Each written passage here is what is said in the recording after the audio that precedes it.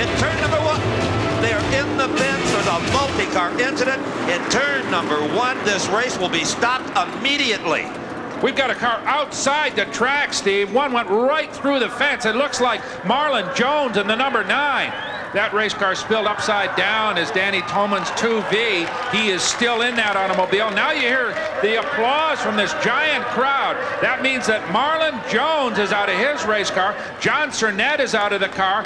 DaveBlaney is apparently all right, but right now the concern is directed at Danny Tolman in that automobile. There's one of the emergency workers trying to get him unhooked. Let's hope he's all right. These roll cages are very stout, but they're never quite stout enough. So concern here spreading through this giant audience. There is Marlon Jones, number 9. Believe it or not, he walked out of that race car. Completely out of the park, Steve, but note, roll cage intact, and that big wing apparently helped to cushion the automobile. But it's going to be some time before they get that fence repaired. There he is!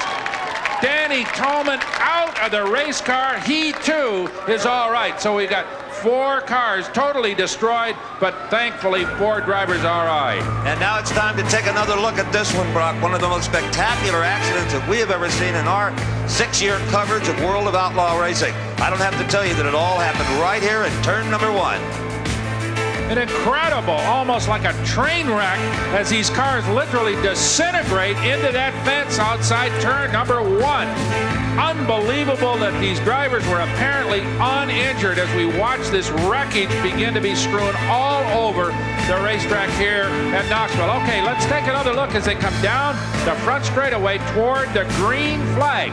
All right, watch the white number 2.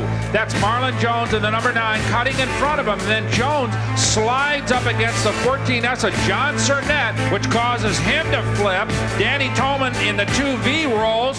Marlon Jones goes through the fence.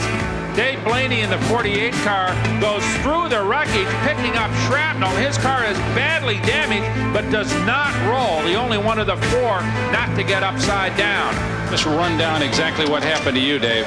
Well, I kind of was trailing along the outside fence there on the start, and it looked like a couple guys got tangled up in the middle of the racetrack, and they just come skating out to the outside and all got in the fence.